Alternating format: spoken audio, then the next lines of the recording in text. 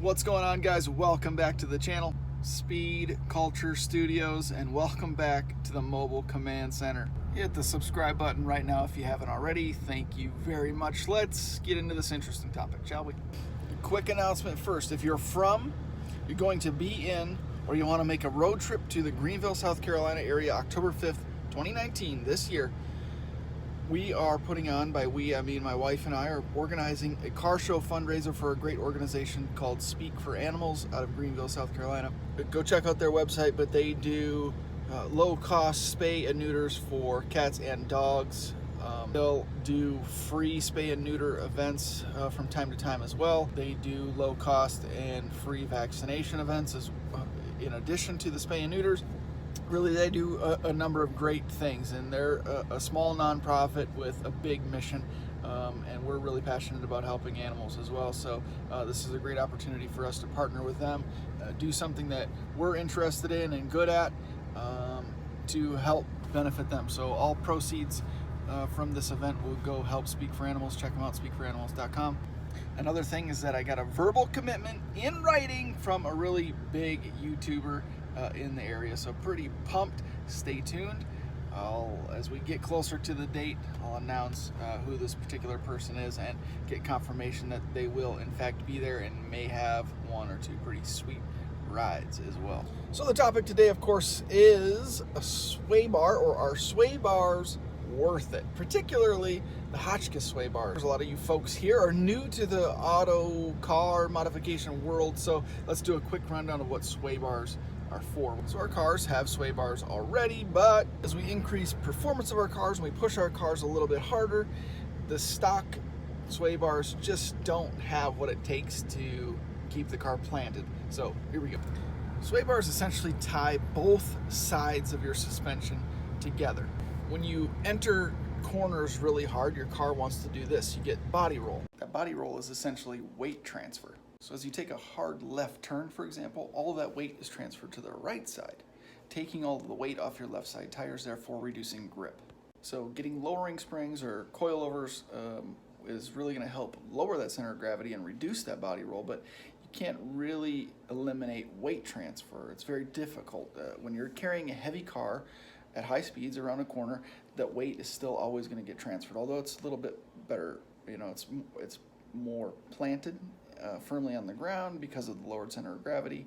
It still is not optimal. So a sway bar connecting the two sides together as you enter a curve really hard and the car wants to tilt, the additional stiffness of that upgraded sway bar is going to transfer some of that pressure going to the one side over to the other, keeping that tire flat, which having more surface area of your tires touching the road is going to help grip, therefore allow you to enter those corners harder without slipping, sliding, and that additional body roll. So sway bars, even without an upgraded suspension, are going to help, but to really get maximum performance and optimize the vehicle's potential with sway bars, you're going to want to couple that with suspension upgrades. But you really want the combination of both, the lowered center of gravity and then tying the sides together to keep all four tires planted squarely on the ground. It's going to maximize traction through the corners, help you enter the corners faster, therefore carry speed through the corners and improve your times around the track. Now, of course, this doesn't just apply to the Infiniti or the Q50. This applies to all cars across the spectrum. Availability ranges from make and model, of course, but there's a couple of options here for the Infiniti, and Stillin is one big one, and Hotchkis is another. Links in the description to both, but after doing research on the components, if I were to buy one or the other, I would choose Hotchkis. And let's just get into that a little bit before I tell you whether or not sway bars are worth it in the end. The two have very close pricings. I believe they're both under $400. The Stillin is under 500, but Stillin is closer to that 500 point, where Hotchkis is right around 450. Both are adjustable, but I like the Hotchkis settings availability better. The Hotchkis settings are 685-ish, 810, and then 970 or 975, so a nice range of adjustability. They say they're about 200% stronger or more stiff than stock. So they claim it'll be a nice upgrade for your car. Take a look at this clip here, and you can see just what these Hotchkis sway bars are all about.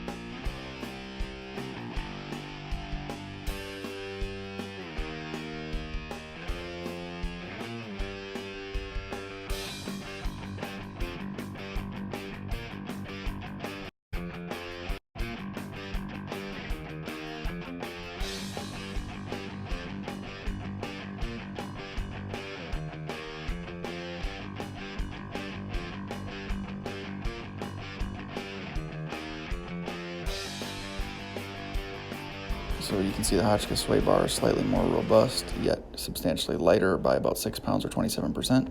It's also about 19% stiffer, so there you go. So are they worth it? Are the Hotchkis sway bars for your Q50 worth it?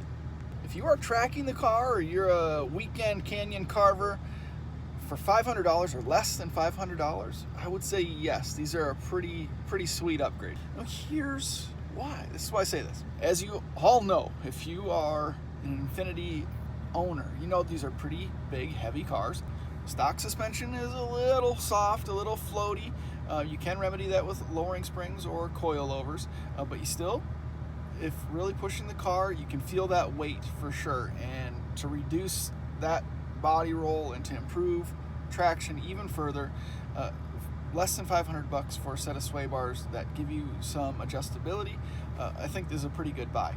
Now that goes for the 3.0T as well as the 3.7 guys, but the 3.7 guys in particular, the fact that if you stay NA on these cars, naturally aspirated, you have to find other ways to push performance out of it. We're kind of limited in terms of horsepower. We can hit the 330, 340-ish horsepower rate with some bolt-ons and a tune.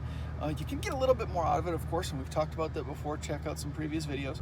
But to really improve the performance of this car, we have to explore other options, whether it's braking, suspension, or handling in other ways. So the sway bars are a really nice addition. It's going to help you maximize that horsepower and that additional speed that you're able to create. And although you're not making huge horsepower numbers, being able to carry that speed into the corners is going to give you an advantage over someone that's making 400, 450 horsepower. Because common sense tells you that you can take the corner at higher speed. You're not going to have to hit the brakes as hard, so you're not going to have to slow down, and then therefore you're not going to have to rebuild that momentum.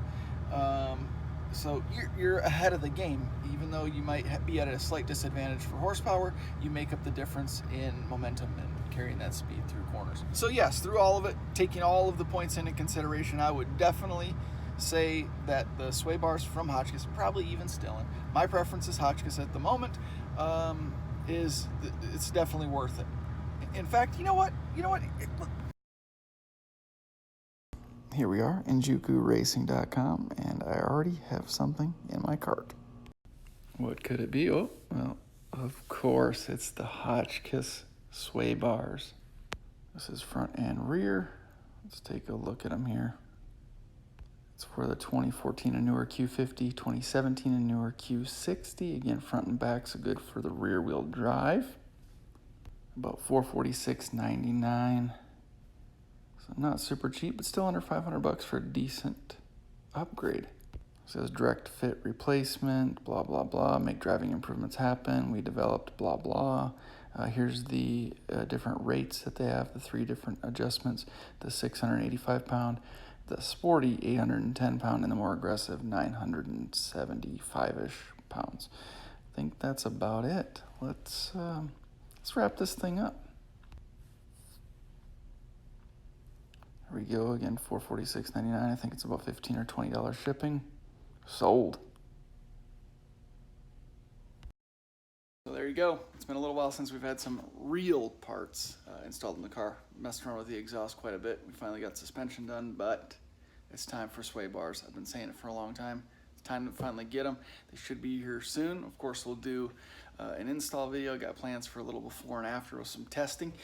So it should be a pretty good video or two, so stick around for that.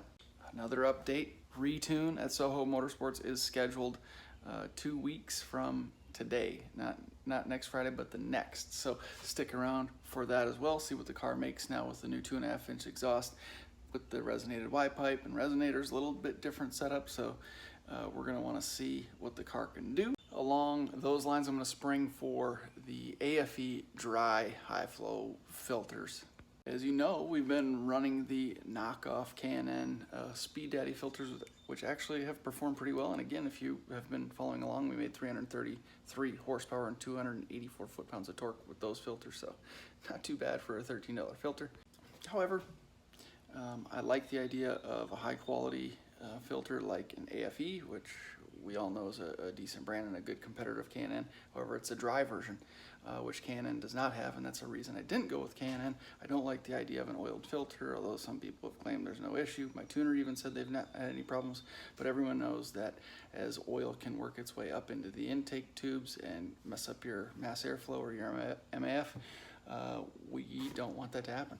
So the fact that Afe has a dry option, we're gonna do it. Link in the description for that as well. So that and a couple other parts need to be purchased too. So a few things on the agenda as far as parts and install goes. And we're really getting there, guys, really getting there. I'm actually going to have some flex pipe welded in tomorrow, but as I mentioned, we have the car show, so I'm doing a little sponsorship shopping as well. So want to hit up the muffler shop, talk to those gentlemen over there, but get this flex pipe put in. Just got a little bit of a vibration. It's so hot now when we got the AC running, it just causes a little bit of extra vibration underneath my feet. And it's because we don't have any flex pipes, so we're gonna get that situated and all squared away. Couple big car meets, a couple more cruises coming up, so we got some good stuff coming this summer, so please stick around. But as always, thank you very much for watching up to this point. If you haven't subscribed already, I really appreciate all of your support, and if you want to hit that subscribe button right now and the little bell as well so you get the notifications, that would be awesome. Leave any questions or comments in the comment section below. If you got any ideas for videos you'd like to see in the future, let me know as well. I'm always open to ideas. That's it. Thanks a lot. Have a great weekend. See you in the next one.